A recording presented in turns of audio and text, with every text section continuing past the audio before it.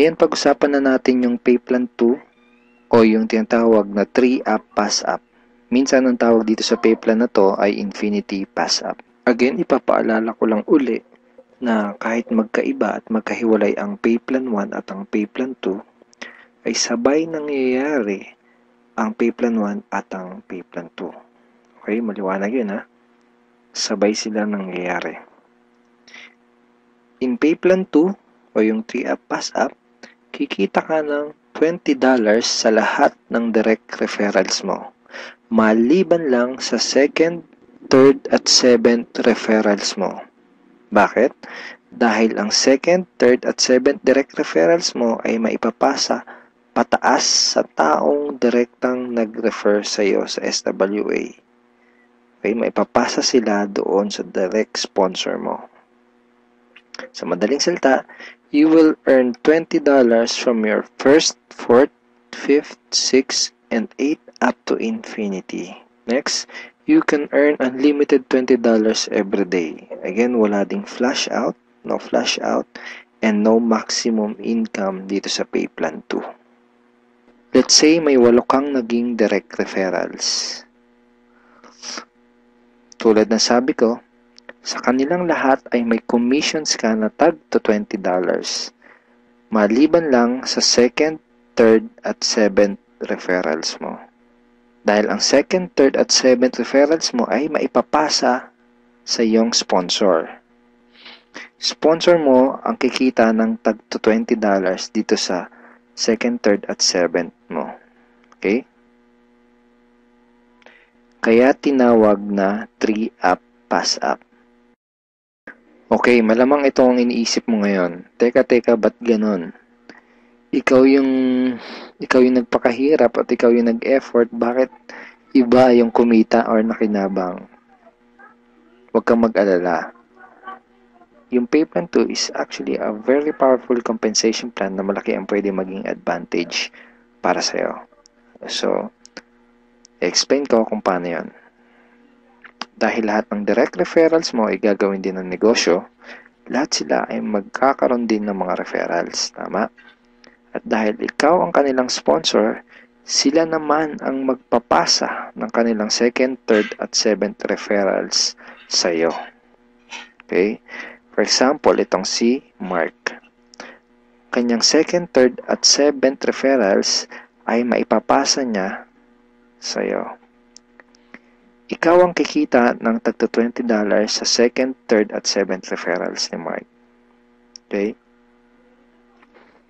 Ganon din kay Toby.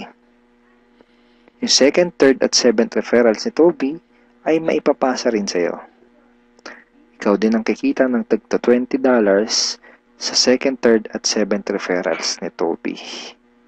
So, ganon din ang mangyayari kay Fred, kay Diane, etc.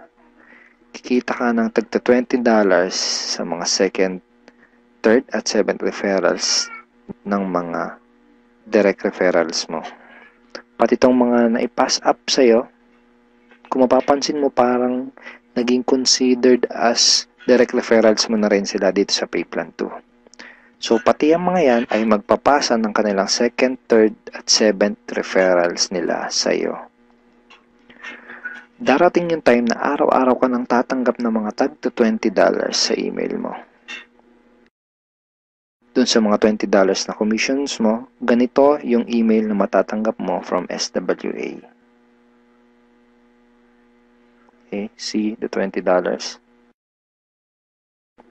Just imagine kung gaano kaganda ang gising mo kung sa tuwing umaga at pagbangon mo sa kama at pag-check mo sa computer mo para i-check ang email mo ay hindi mga Facebook notifications ang matatanggap mo, kundi puros $20 in commissions tulad ng mga to. Okay? Sarap ng gising, di ba? So, okay, yan yung mga yan. Parang ganyan yung matatanggap mo. Now, let's try to compute the potential income for this pay plan. Sigurado na may excite ka dito sa mga susunod na ipapakita ko sa iyo. Assuming na mayroon ka lang 3 direct referrals who will pass up their second, third, and seventh referrals to you. Okay? So, 3 na magpapasa ng kanilang 2nd, 3rd, and 7th. So, 3 times 3, that's a total of 9 times $20 yung SWA Pay Plan 2 commission times $20, that's a total of $180. So, in peso, that's 8,100 pesos. Now, yung 9 na yun ay considered as your direct referrals na rin sa Pay Plan 2 lang. Okay? Ibig sabihin, yung 9 na yun ay magpapasa ulit ng kanilang 2nd, 3rd, at 7th sa'yo. So, 9 times 3 equals 27 times $20 commission, that's a total of $540 or 22,680 pesos. Then, yung 27 na naipass up lang sa'yo ay again considered na rin as your direct referral sa Pay Plan 2, ay again magpapasa ng kanilang 2nd, 3rd, and 7th sa'yo. So, times 3 again equals 81 times $20, that's a total of $1,620. In peso, that's 68,040 pesos. And then again, yung 81 na yun, magpapasa up ulit ng kanilang 2nd, 3rd, and 7th. So, times 3, that's a total of 243 downlines times $20, and that's a total of $4,860. 204,120 pesos. So again, yung 243 na yun, magpapasap ng kanilang 2nd, 3rd, and 7th. That's a total of 729 times $20. That's $14,580. In peso, that's 612,360 pesos. And then yung 729 na yun, magpapass up ulit ng tagtatatlo yung kanilang 2nd, 3rd, and 7th. So, times 3, that's a total passed up of 2,187 downlines. So, times $20, that's a total of $43,740. And in peso, that's 1,837,080 pesos. Grand total commissions is $65,520 or 2,751,840 pesos. And that's potential income just for Pay Plan 2.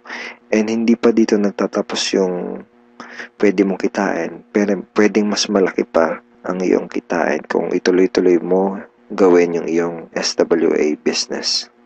So I hope na-excite ka dito sa pwede mong kitain dito sa opportunity na to. Okay, so FAQs muna tayo. Yung 2nd, 3rd, at 7th referrals ko ba na naipassed up ay mawawala sa matrix ko? And the answer is no. Passing up only happens in Pay Plan 2 and not in Pay Plan 1. So, yung mga referrals na naipapass up, sa Pay Plan 2 lang yung nangyayari at hindi sa Pay Plan 1. All your direct referrals will stay in your matrix and they will always follow you. Ibig sabihin, yung mga direct referrals mo, intact yun doon sa matrix mo at lagi lang silang magpa-follow sa'yo sa Pay Plan 1. Okay, next question. Pwede bang kumita sa Pay Plan 2 kahit wala akong ma-refer or sales? The answer is no. You only make commissions in Pay Plan 2 when you refer someone. Kita ka lang sa Pay Plan 2 kapag may na-refer ka, or if your direct referrals pass up their 2nd, 3rd, and 7th to you. In other words, hindi ka kikita sa Pay Plan 2 kung wala kang mga direct referrals. Sa Pay Plan 1 lang posible yung pwede kang kumita kahit wala ka pang na-refer. Pero sa Pay Plan 2, hindi yun possible.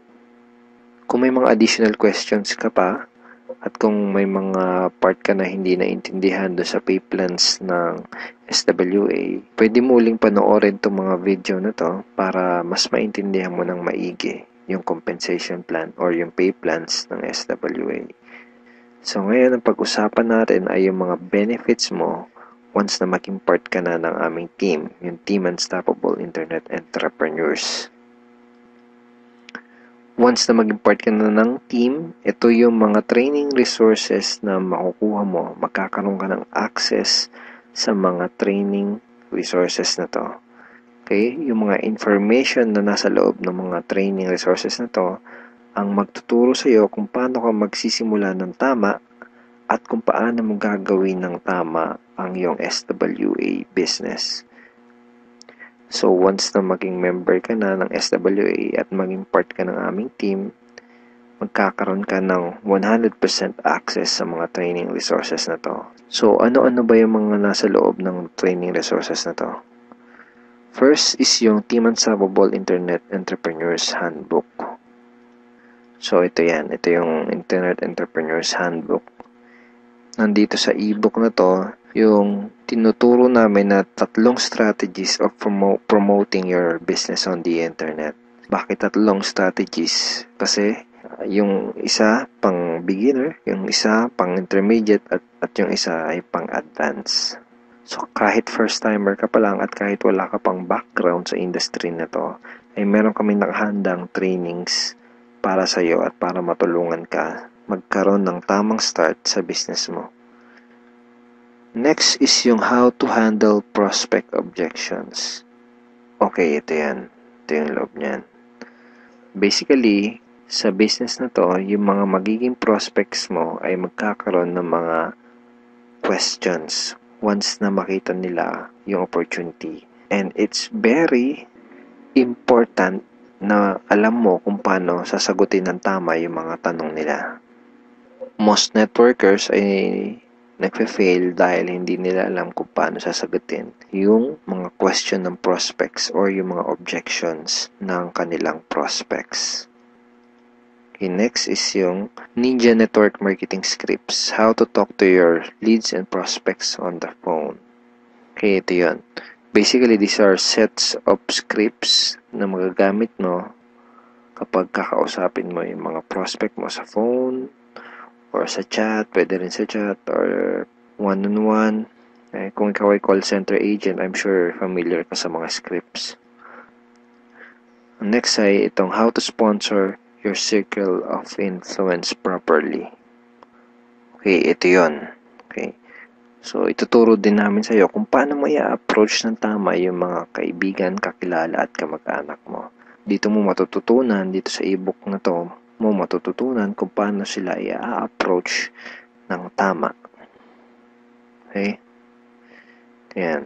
May mga sample email din yan na pwede mong isend sa mga kakilala at kaibigan mo. It's a step-by-step training ebook. Okay? Tignan mo step 2. So, isa to sa mga step-by-step na mag-guide sa'yo kung paano mo gagawin yung negosyo mo ng tama kung first time mo pa lang papasok sa ganitong klase ng business. And next ay itong how to create your automatic recruiting system, the 3M system blueprint. Basically, this is a video tutorial paano gumawa ng website na tutulong sa'yo para i-promote ang iyong business. Matututunan mo kung paano ka gagawa ng ganitong klase ng website. Ito yung website na tutulong sa iyo para mas mapadali mong gawin ang iyong SWA business.